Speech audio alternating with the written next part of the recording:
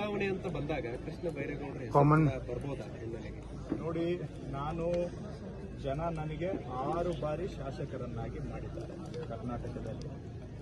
ನನ್ನ ತಂದೆ ತಾಯಿ ಪುಣ್ಯ ನನಗೆ ಸಿಕ್ಕಿದೆ. ತಾವು ಇದಕ್ಕಿಂತ ಜೀವನದಲ್ಲಿ ನಮ್ಗಿನ್ನೇನು ಬೇಕು?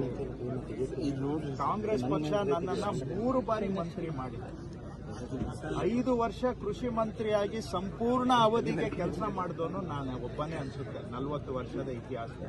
ಇನ್ನೆಲ್ಲ 2 ವರ್ಷ 3 ವರ್ಷ RDPR ಸಚಿವನಾಗಿ ಕೆಲಸ ಮಾಡಿದೆ. ಇವತ್ತು ಕಂದಾಯ ಸಚಿವನಾಗಿ ಕೆಲಸ ಮಾಡೋ ಅವಕಾಶ ಪಕ್ಷ ಕೊಟ್ಟಿದೆ. ಕೈ ತುಂಬಾ ಕೆಲಸ ಇದೆ ನನಗೆ. ದಿನದಲ್ಲಿ 24 ಗಂಟೆ ಅಲ್ಲ, 48 ಗಂಟೆ ಇದ್ರೂ ಕೂಡ ಸಾಲೋದಿಲ್ಲ, ಅಷ್ಟು ಕೆಲಸ ಇದೆ.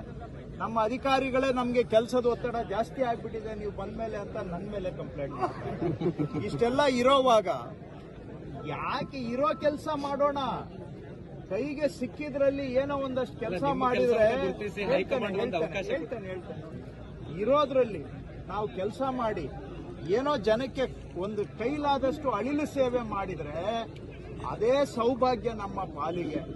ಪ್ಲಸ್ ನನ್ನ ಪಕ್ಷದಲ್ಲಿ ನನಗೆ ಇಲ್ಲಿವರೆಗೂ ಕೂಡ AICC ಅಧ್ಯಕ್ಷರಿಂದ ಹಿಡಿದು ಯಾರೇ ಪಕ್ಷದ ಪದಾಧಿಕಾರಿ ಇರಲಿ, ಮುಖ್ಯಮಂತ್ರಿಗಳೇ ಇರಲಿ, ವೈಯಕ್ತಿಕವಾಗಿ ನನಗೆ ಗೌರವ ಕೊಟ್ಟಿದ್ದಾರೆ.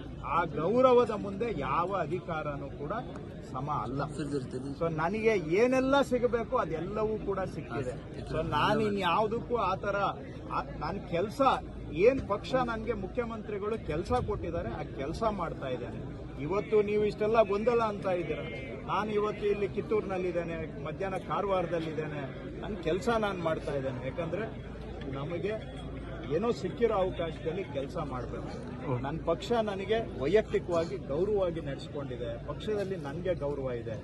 ಅದಕ್ಕಿಂತ ಬೇರೆ ಆಸೆ ಯಾವುದೂ ಇಲ್ಲ.